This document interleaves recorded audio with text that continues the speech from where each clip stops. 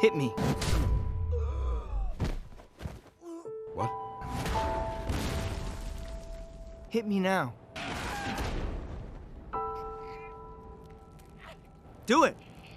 I wasn't ready before. Now I am. Don't do this! It's not too late! Yes, it is. I can take it. Come on. I'm not gonna hit you. You never hit me before, okay?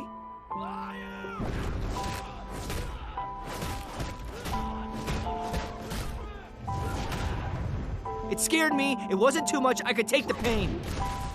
I'm strong. I know you are. No, you don't!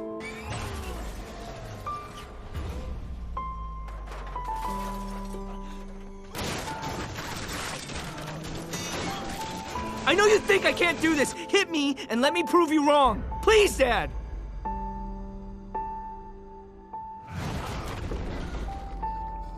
Please just hit me. Oh, son. I'm strong enough, and I can do this. It's all I ever wanted for as long as I can remember.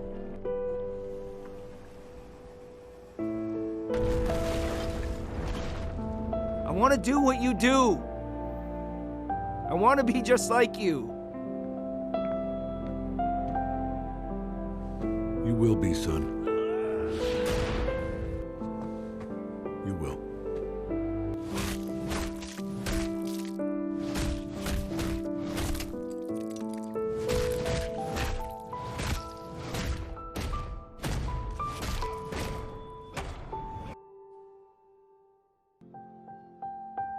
Yeah. Yeah, I saw.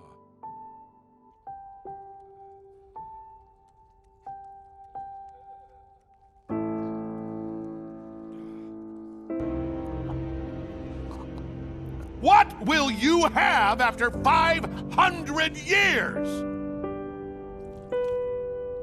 You, Dad. I still have you.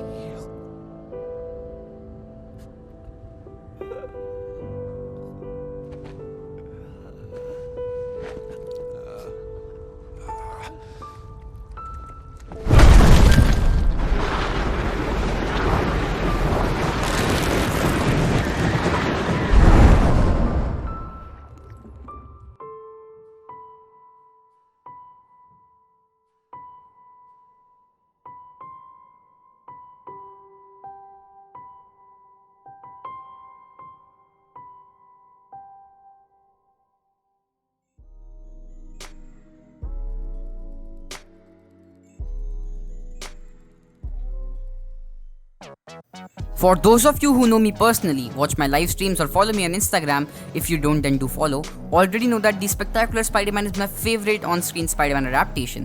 It's not a game, it's not a live-action film, it's a cartoon or what we call it, an animated series. Everyone loved Spectacular Spider-Man, and as everything which people love, this thing was cancelled too. The show which succeeded it was none other than The Ultimate Spider-Man, fun, goofy but kind of forgetful adaptation of the character.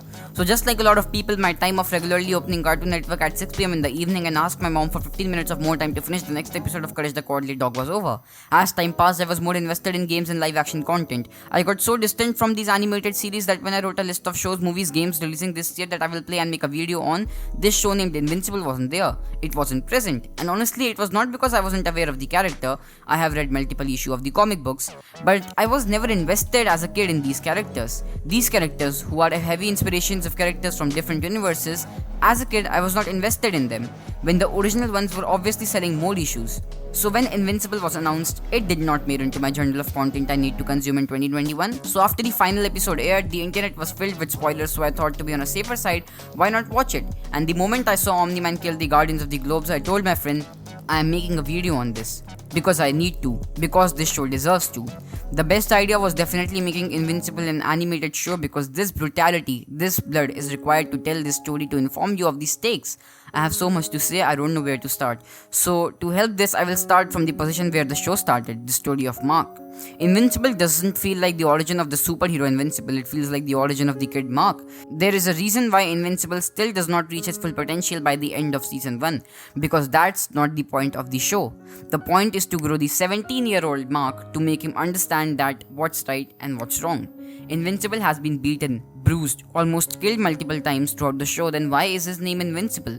Because he is not invincible physically, but if anything is strong in his body, then that is his willpower. That willpower develops by the end of the show. The entire show is Mark wondering whether he should continue to be a superhero, as it is taking a toll on his life, on his commitments, on what he wants to do. But he does understand that responsibility by the end of the show, when he understands that he cannot give up. It's that great power, great responsibility thing from Sam Raimi's Spider-Man, but with the ideas of today. The story carries a lot of weight to it. The hero simply doesn't understand how much he is capable of, but gradually learns the fundamentals. The baby steps are not only him learning his new powers, but him learning about the responsibilities coming from his new power and how these responsibilities would affect him. The show does one good thing, that it has major consequences. Everything that Mark does, he faces consequences. Either it's teaming up with a bad guy or just ditching his girlfriend to do what every hero does. Everything has a result, and that result can be felt. The stakes are high on this show, and not only these thoughtful stakes but these physical stakes. Remember Zack Snyder's Man of Steel? That's my favorite Superman film. Remember one thing, that its final fight scene was pretty fun. Invincible has the same scene, but the stakes can be felt. You are afraid of your hero dying, and I guess that's the best part about keeping limitations around your hero so that you can fear them dying. The show is written so beautifully and with respect to the protagonist that they eventually change the way the show moves. When Mark is beaten initially, his dad saves him, but when that happens later, he only feels that he is there. And the last time he gets beaten up, there is no other person to save him. He is against the person who mattered to him the most, who saved him the most. So what can he do now?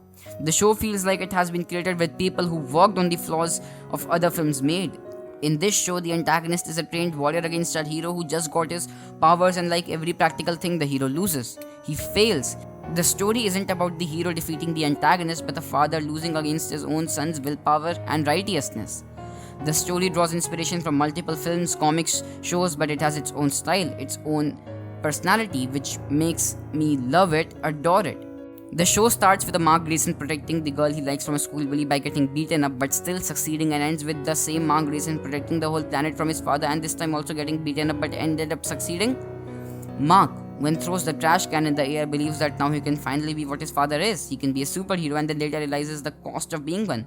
When at the dinner table Nolan is surprised, you know that this has a meaning, and Omni-Man has a meaning, and that is something very different from what we initially believe.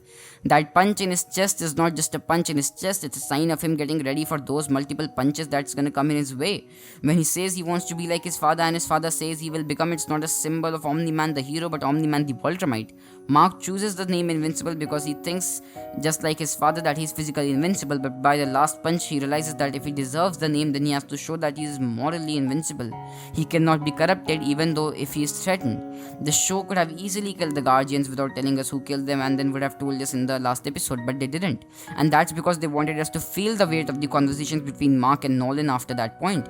It's the turning point, the life-changing point. That weight needs to be felt by us so that we can understand deeply how much these characters matter to each other.